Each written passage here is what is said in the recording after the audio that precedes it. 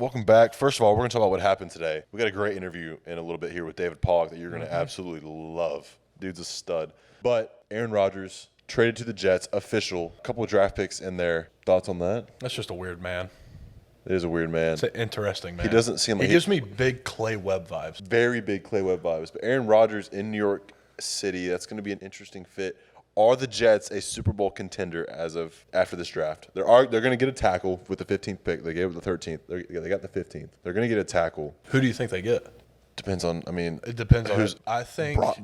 Potentially Broad. Yeah, I think they need a right tackle. I think Peter will be the first tackle. He's gone. Yeah, taken off the board. He'll be gone. Have you watched his film at all? Yeah, he's mean. Insane. He's got some oomph to him. He's gone. He does. He's gone. I think it could be Broad. I think it could be the kid from not Michigan. Ohio State. DeJuan Jones. Yep. Aaron Rodgers to the Jets. What else happened today? Something else happened. What's y'all's take on 15 Colorado players in the portal as of today? Have you watched? Yeah. Have you watched any of their videos? Pause. Their leading receiver, who went for 145 and 3 touchdowns in the spring game, is gone. That's crazy to me. You want to hear something?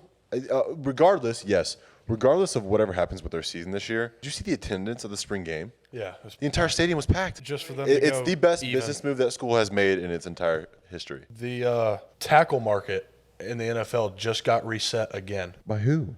Orlando Brown. How much? 4 years, $64 million, $31 million signing bonus. That's the one thing I don't understand about the tight end market is Kittle and Kelsey were talking about this last year. The tight end market has not moved drastically like it should in the past 10 years. It's been quarterback, tackle, quarterback, tackle, quarterback, tackle. Tackle market got reset by Taylor Lewan 3 years ago. And then recently by Laramie Tunsil. Yep. Who signed a 2 weeks ago. Stupid contract, yeah. But this? Jalen Hurts got paid. Jalen Hurts set the market. got Did you paid. see his comment too? He said, "I don't care about the money. Championships matter more." That's easy to say when you sign for 179 guaranteed. Yeah. Do you know what's even crazier to me about that? The story about his agent. Yeah. Slid his DMs. Just DM'd him. In the dark. Shot in the dark. By chance, do you have an agent? And he responded. And now she is the negotiator for the biggest contract in NFL history. Fist pump, feature of the week, even though Tiger just had surgery. My fist pump, I have 2 fist pump features of the week. One, I parked outside, and the guy that left before me paid for an hour and a half on the meter, so I didn't have to pay for it. Boom. I probably still have a ticket because we've been here for 4 hours. My second feature for my fist pump is we got the camera working. We got our first online episode. Shout out to our producer, Bobby, Patrick, the boys for grinding. Got here a couple hours early, got it all set up. We have about 1,000 cords going right now, but we got it set up, and it opens up a whole new avenue for future for this bad boy. Tate, you bored? Well, after my fist pump feature happens, this won't be a thing anymore, me yawning, because I'm getting one of these bad boys in the house on Wednesday. So I'll probably never sleep again, and I'll probably start pissing straight coffee, but I'll have one of these in my house, so we're all good. Smell great, brother. That's awesome. Speaking of NFL, we just got done with an interview with a former NFL player, David Pollack, who is now on College GameDay. He's also a dog, just an absolutely great dude. Has a foundation that has a golf tournament here in a couple weeks, so we talk on that. We talk on everything. SEC championships, national championships, stories from our time at Georgia. College game day atmospheres. Our blind draft is favorite game day atmospheres. We had a blast, so check it out from our guy, David Pollack. And that coach up in Athens got them boys playing pretty good ball. Anyway, I love you, son. Go Dogs. Looks good. Can you hear us? All right, Tate, you shut your mouth, Tate.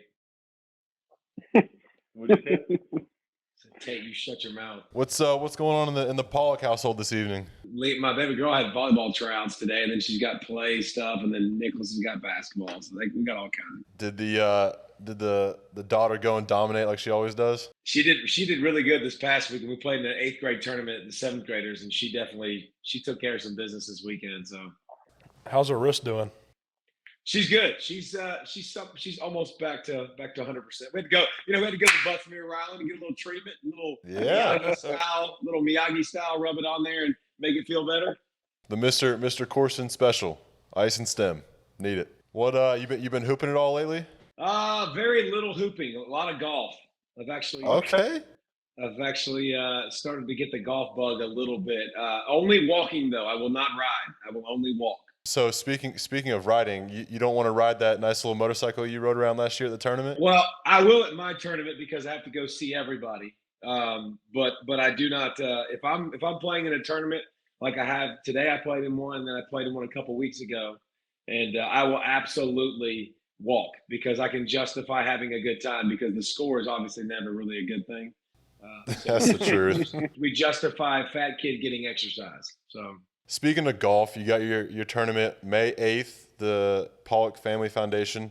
Talk about that a little bit and how that got started. well, let me first. Tate, you in or you got final exams? I'm in. Let's go. Breaking news. Yeah, breaking news. Ryland's been in for what? This is year 3 or Three. 4 for you, Ryland. Year 4. Yeah, year 4. Yeah. Yeah. Okay. This is 2 for Big Tate. My daughter asked me. She was like, "Is Big Pink coming?" And I said, "Who?" She said, "Big Pink." I said, "Who is that?" She said, "Tate." She said, "Last year he came in Big Pink," and I was like, "That is a big man, and he was wearing pink." So okay, I'm with it. This is year 7, man. It's been awesome. It's grown.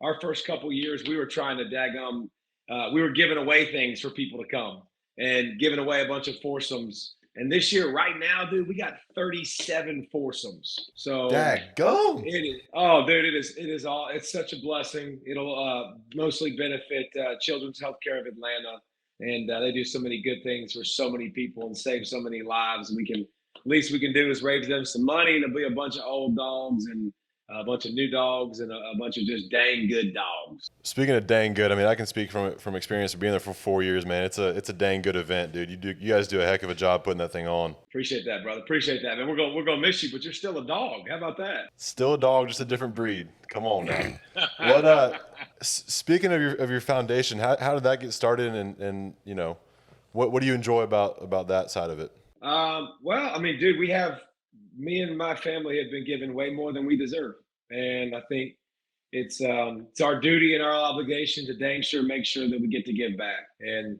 you know, I don't deserve what the blessings and the things that we have monetarily and the experiences and the job and all that stuff that comes with it. So we've done a good job of trying to serve other people and find a way to plug into other people that are not as fortunate. And listen, a lot of these people that are not as fortunate, I'm one decision away from being that person, you know, and I'm not given one good opportunity that other people are given. So we just we make sure, you know, it's our duty, it's our calling to give back. And, you know, we've kind of evolved through the years with our foundation and, you know, had trouble. We first started when we started with childhood obesity because that was a big thing for me and my wife. We've just been given way more than we deserve, and just finding other people that we can go bless and come alongside them and maybe give them the opportunity that we've been given along the way to help them thrive, to help them flourish. And it looks many different ways, man. We've built playgrounds, you know, for people. We've come beside people when they've had accidents in their lives and tried to be a positive influence and try to help them financially, try to help them in any way, shape, or form. So we just it's a calling. You know, it's definitely something that we're passionate about. We love, and just trying to help other people that haven't been as fortunate and got as many blessings as we have.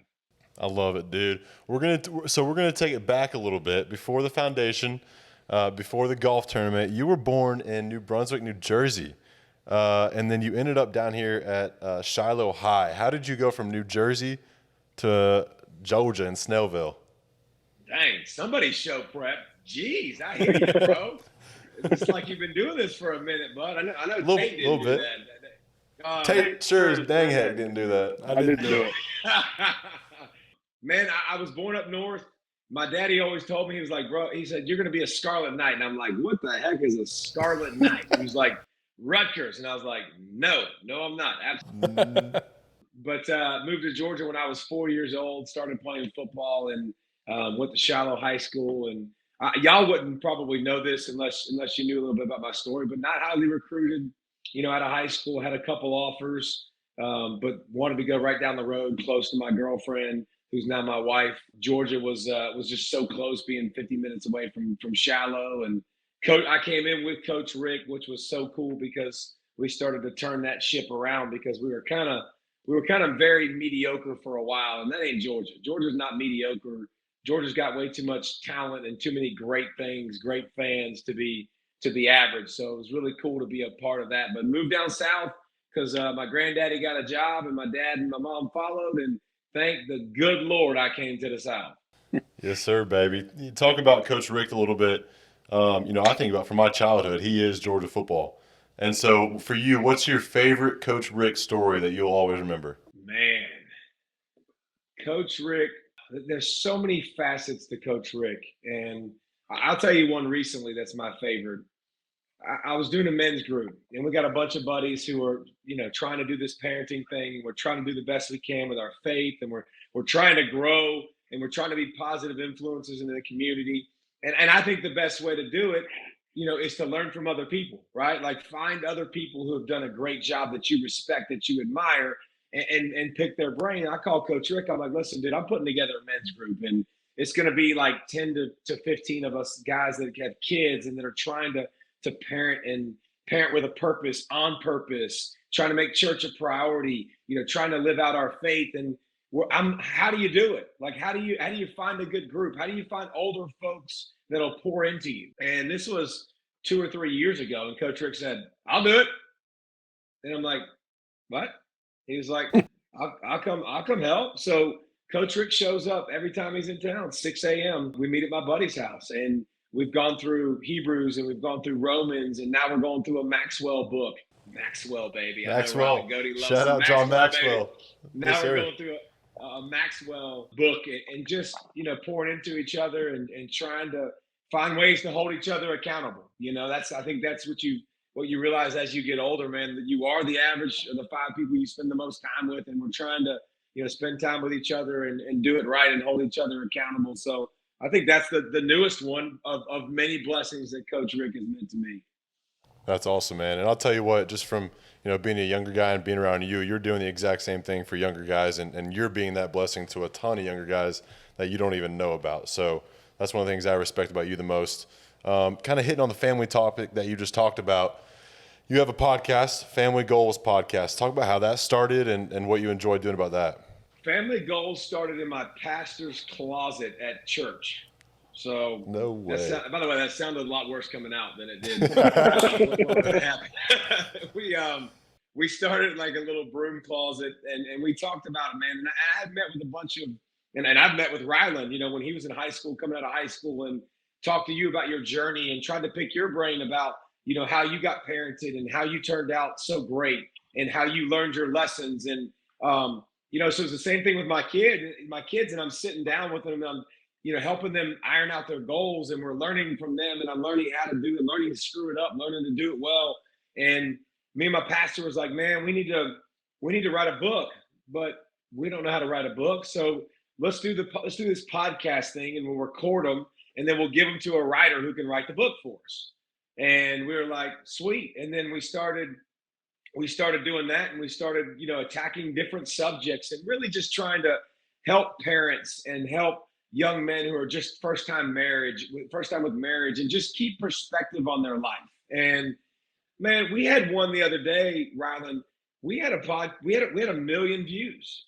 And that is incredible to think about, something that we started in a closet with me and my pastor that, I spoke at a church in Alpharetta this weekend, and so many people came up to me, dude, it's been such a blessing. Like the last series you did with the 5 love languages, and it was so, and like we did 5 love languages, and everybody's heard about that book for your husband and for your wife. I was like, but what about for your kids? Because kids feel love in a certain direction too. And simple questions that we figured out, like with my daughter, I was like, Leah, how do you know daddy loves you? And she was like, because you give me hugs and kisses. And I'm like, all right, her love language is physical touch. Like I got to make sure as she gets older that I continue to meet that need, but not be weird, right? Like she's 12. Like we're not going to hold hands and like skip through the mall anymore. That ship has sailed. But I can come up to baby girl and come behind her and put my hand on her shoulder and be like, hey, how was your day? To love her a little bit better. So Family Goals has grown. It's grown. And listen, this is why it's important for y'all. And it's important for everybody listening. Like, I think people say it all the time, like, write down your goals, write down this, write down why. Ryland, Tate, if I would have written down my goals in life, I outlived my goals. Like, I've gone way beyond what I thought I could ever possibly do. That's why I think it's so important to have goals and to have small goals and small victories and big things to shoot for. But it's amazing what God can do in your life. And it's Amen been to that. crazy to watch. Like, don't let people tell you what you can and can't do. God can do amazing things. And it's been interesting, man, with the family goals and with me. I never thought I would do media. I was sitting there in you guys' shoes, and just like y'all probably sometimes get so annoyed with the media because they're annoying. And that's part of the reason why I'm good at it, because I'm obnoxious, loud, and opinionated. So I kind of check all the boxes of being a commentator and being, in the media. But, you never know what's coming, and you hear the saying all the time, be great where you're at. But I think there's a lot to that in life, man. If we can be great where we're at and continue to just work hard every day, it's amazing what can happen. I love it, dude. And what's cool for me too is, Alexa and I are getting ready to get married, and one of the cool things is, like, we've sent your podcast and some of your clips on Instagram back and forth to each other, and so that's been really cool to just follow you through that the last year. You talked about getting awesome, bro. Yeah, dude. No, it's been really cool. So I appreciate you for doing that and following the Holy Spirit and getting after it. One of the things you mentioned was you had no clue you'd get into media. So we'll get back into your football career in a minute, but how did you go from, ending your career and then ESPN? How did that happen? All right, so I'm watching the SEC, or I'm watching the end of the 2006 season. I just broke my neck in the NFL, and I'm watching Kirk Herbstreit talk about Georgia should not play for the national championship because they didn't win their conference. I knew Kirk from Ohio, but it was ticking me off because I'm a Georgia guy. And I'm like, wait a minute. And he's saying Georgia doesn't belong. And I'm yelling at the TV screen. I'm like, bro, this is this. I'm getting upset. I call my agent the next day. I'm like, hey, if I can't go play again, which I knew there was a good chance with my neck and what happened, I want to try the media thing. I want to go argue with those guys. Like, I want to go, be honest to goodness. When I started, and Kirk's one of the great ones, but when I started, I'm like, listen, I can be good and be positive in this space. It doesn't have to be negative. It doesn't have to be attacking kids, because I still consider y'all kids, man. Like, it doesn't have to be, it doesn't have to be that all the time. I'm not looking for sound bites. I don't have to be that guy. And I think it took me a little while to get over that in my head, the mental hurdle, but that's what started my interest. And then I started doing radio, and then I started doing television, Fox, SEC, Gridiron Live, and Herbie's flipping through the channels one day when this was 15 years ago, dudes. I mean, he's flipping through the channels, 14 years ago, and he sees me doing a local show that even my mama didn't watch, in Atlanta, that somehow he saw, and he was like, dude, I love your passion for this, and I think you'd be good at it. And he actually, got me with ESPN and got my foot in the door, and it was nuts. And it's not something I ever dreamed about doing. Really, my passion and my fanhood for Georgia is what kind of got me into it, because wanting to defend Georgia and, what they were going through that one year, because I thought they should have played for a natty, but somehow, some way, that's how it all got started. Dude, I love it. That's awesome. That's a great story about Kirk getting you in there. Talk about defending Georgia. You went to Georgia 01 to 04. When you think about Georgia, what's the one moment that comes to your mind? So 02 season, and y'all wouldn't know anything about this because y'all are just collecting national championship rings, which is flipping outstanding. And I feel like the biggest cheerleader. Trust me, it's really fun to watch you guys, even though we didn't experience it for ourselves. In 02, we had been over 20 years at Georgia without an SEC championship ring.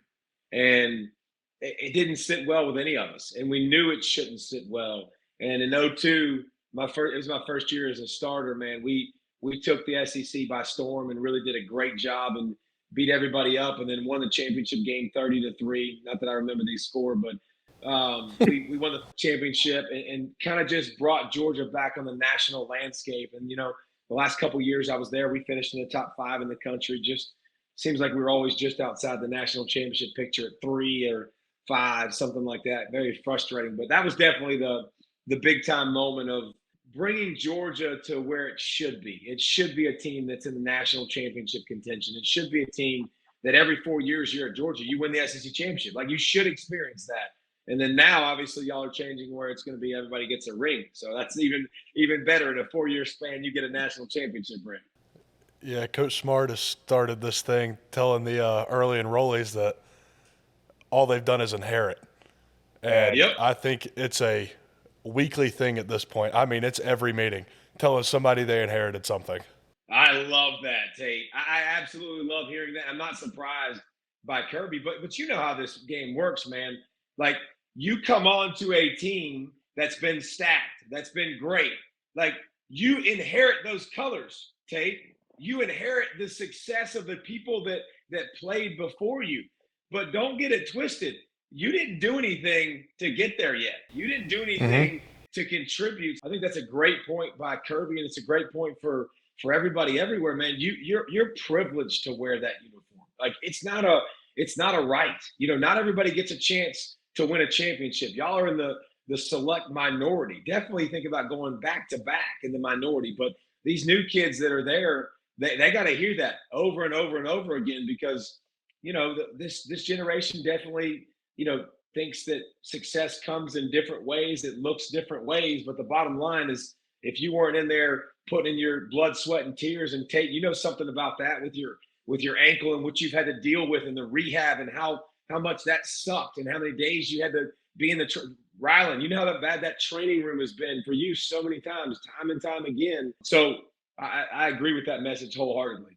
Yes, sir. I love it, man. You talk about it being a blessing wearing the red and black. I told Kirby, I grew up a Georgia fan, so thank you for changing my life, because it was an absolute blessing wearing these colors. So real quick, Ryland, let me ask the question real quick.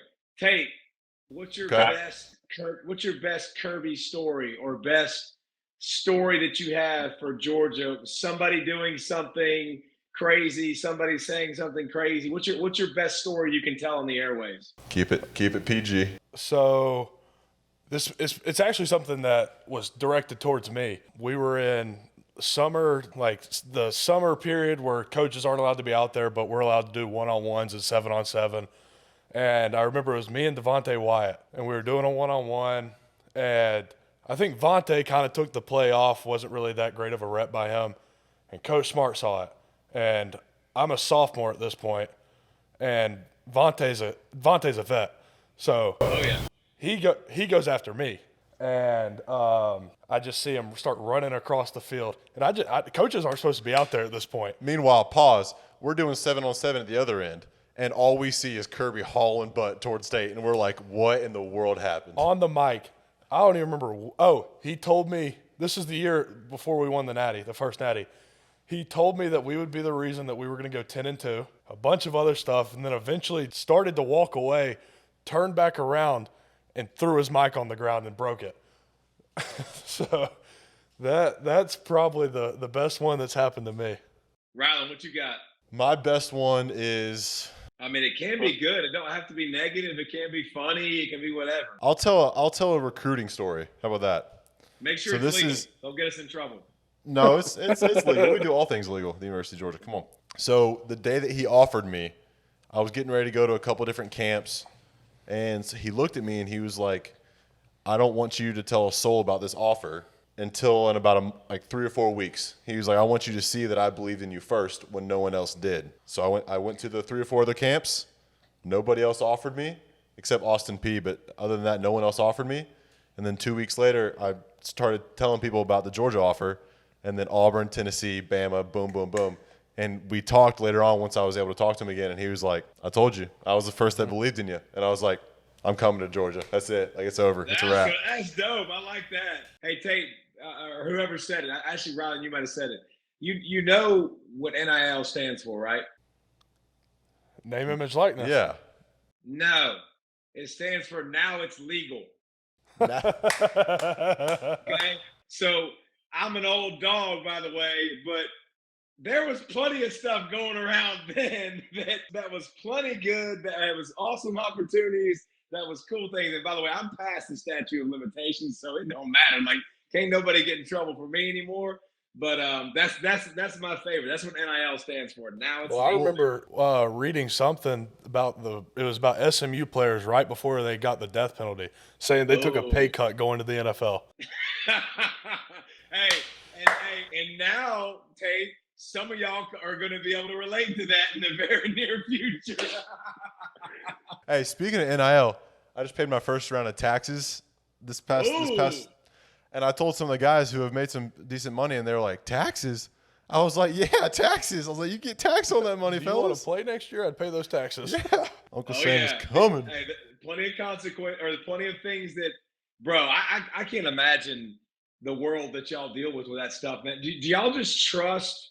Because I didn't get a bunch of money, especially a bunch of money legally and things that to the extent of what you could get. But like, do y'all just trust the people around you, your friend, like your family and your immediate circle, just to handle things and to be able to put you in a good position?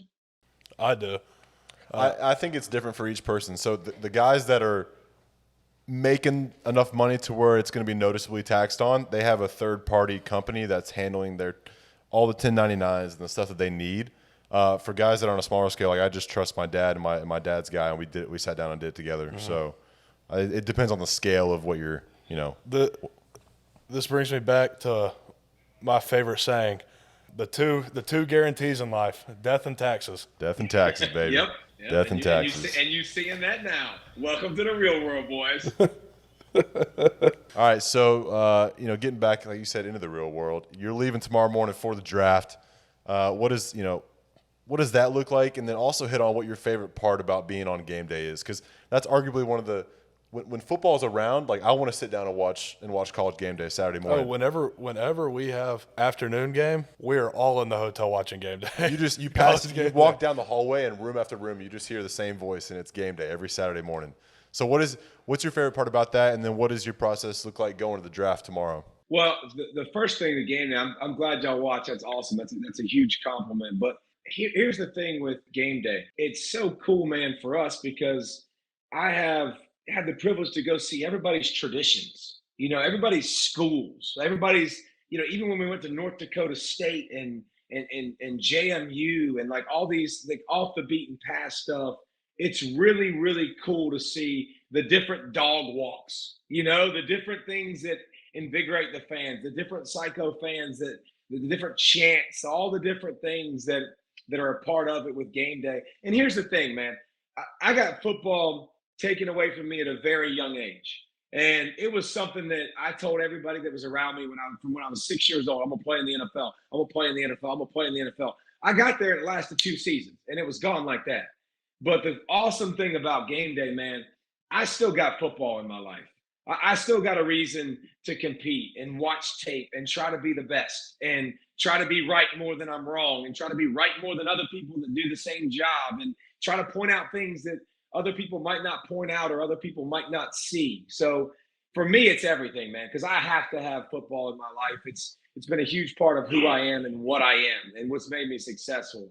And then the draft, man, it's so cool because I remember being that kid. I remember being the guy that goes, this is the day that all that crap, all the stuff that I did in private, in the dark, all the times that Tate talked about, like you got cursed out and you got yelled at, the weightlifting, the stretching, the cold tubs, all the suck, all the things that you went for because you knew it would be worth it in the end, you get to hear your name called. And you get to celebrate that with the people that you love so much, and having my mom, my dad, my grandma, my grandfather, like all the people that I know helped me get to that point was awesome. So now, how cool is it? We get to go to Kansas City this week, and Thursday, we get to share the stories of the kids' dreams who are coming true. Like these kids' dreams from so many years ago, some when they were 3, 4, 5, 6, some a little bit later. And now, man, we get to put the cherry on the top of the sundae and celebrate them. So I think that's just such a cool moment. It's such a cool thing sharing those people. And you see the tears and the emotion and from all the friends and family and some of the guys that slip sometimes, they finally get picked and you see, the tears. And it's just, so I think that's my favorite part about going to the draft every year is watching those guys' dreams come true. I love it, man. You talked about, and kind of going back, you talked about, game day, being a part of different traditions, different dog walks, all that kind of stuff. I'm going to actually turn it over to our producer, Bobby, who we do a segment, we call it the blind draft, and I'm going to let Bobby introduce it to you real quick. Bring it, Bobby. Yeah. So for this blind draft, you mentioned that talking about game day, best like atmospheres that you were able to experience. So for this blind draft, we're going to do best game day experiences, whether that's playing at that college or, being on game day, you've got to experience a lot of different stuff. So you're going to rank these 5 game day experiences at these colleges without knowing which one is coming next. Okay. Okay. So we're gonna go. DP, you're going first, and then it'll be me and Tate, and then we'll just keep rotating. All right. So number 1, we got to go Rutgers. Rutgers first. I don't think we've ever been to Rutgers. Have you ever been to a game or any experience at Rutgers? Well, yeah, I've been to Rutgers and I've called a game at Rutgers before, but I thought you were talking about the show, like College Game Day. Game day atmosphere? Yes, sir. Okay, 5. That's easy. Next. 5, yeah, all 5. 5's around. Five's Rutgers? all Are around. you kidding me? 5. I thought that was going to be one you'd give us last. No, had Jeez, to Bobby. do Rutgers. Had to put it out there first. Don't worry, they'll get better. They'll get better. Had to put that one out there first, though. So number 2, we've got Alabama. Whew. 3. And this is not including Georgia or Mississippi State, right? We didn't include Georgia and Mississippi State in this. Georgia, Mississippi Okay. State are not in this.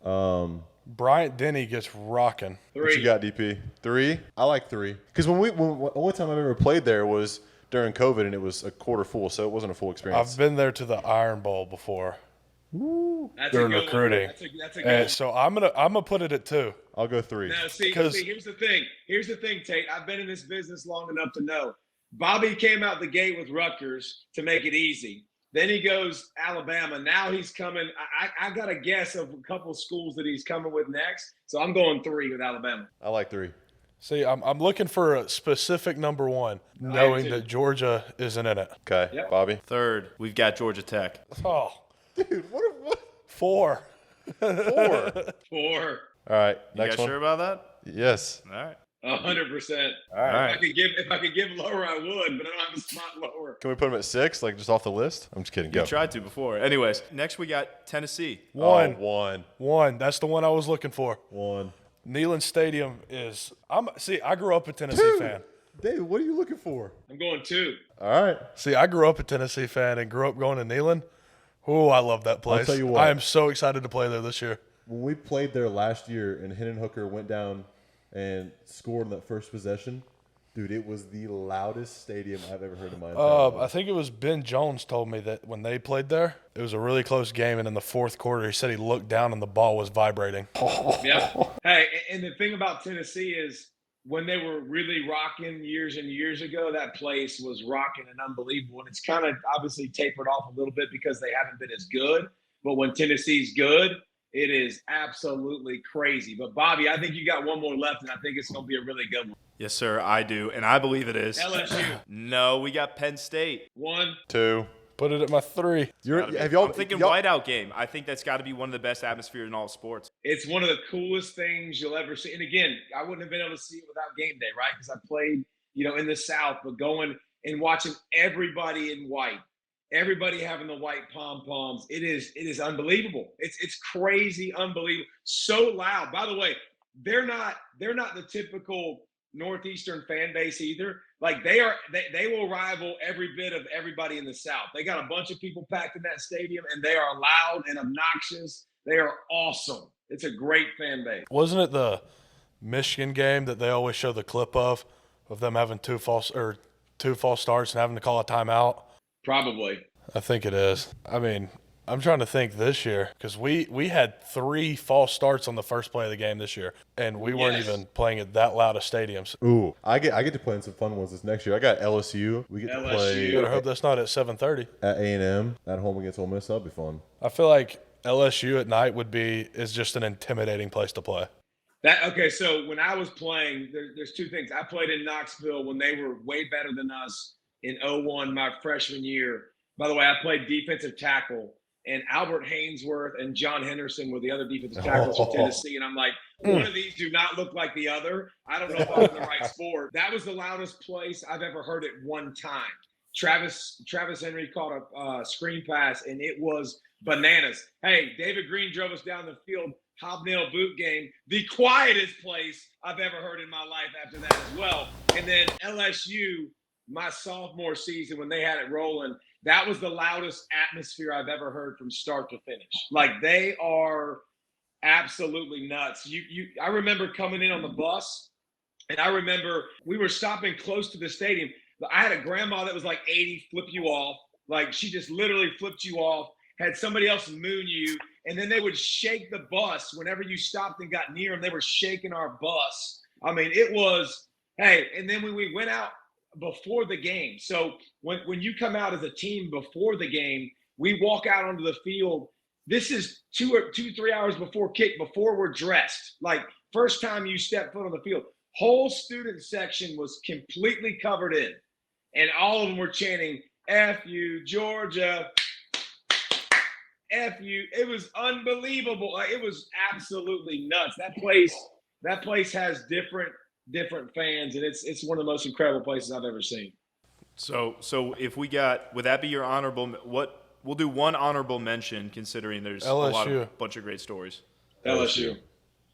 Or Auburn, but LSU. Alcohol and Cajuns just end up for a rowdy time. That is true, Tate. Auburn, you're right. Auburn is pretty incredible, too. I was there.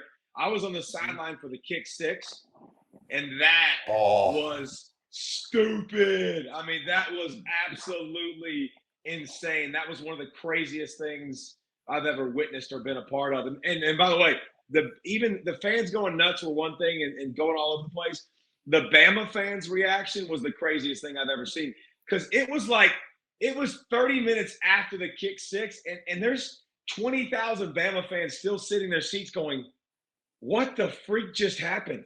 Like, they still couldn't put it together because they were still blown away. Like, how the heck did that just happen? That was a cool atmosphere. Yeah, I was there. Appreciate the time. I will bow out and let these boys go away, get back Bobby. at it. Get out of here, boy. Well, speaking of Jordan Hare, I was there, and I went the year that they beat Alabama and us. I was at both games. I was in the student section for the Georgia game. 17. And yes, and I was in a box for the Alabama game. When we were in the box, we were screaming in each other's ears and couldn't hear a word the other person was saying. It's crazy, man. Crazy. That's a crazy place to play. Great fan base. Even when they stink, that fan base has always been good. And when the eagle flies out too, it's kind of dope, man. That's one of the cooler things you're going to see in college football. For sure. SEC football hits it different, boys. Hey, cowbells. Cowbells. I hate those things. I hate them. Actually, Cowbell. every single person on our offense after we scored was looking at their student section doing this. Every single one of us. Yeah, it'll be interesting to see how that rings in my ears next year, but I'm pumped for it. It's horrible. I mean, I was there, I know. And it's horrible. I know. Especially when you're trying to hear Stetson clap, and Stetson doesn't have the loudest claps. So it's Tell me he's a better clap, bro.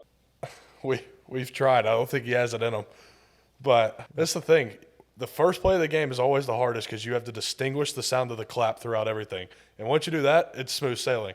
But the first play of the game, it's almost impossible. All right, I got another one for you. Hey, boys, give me the best Stetson Bennett story you got.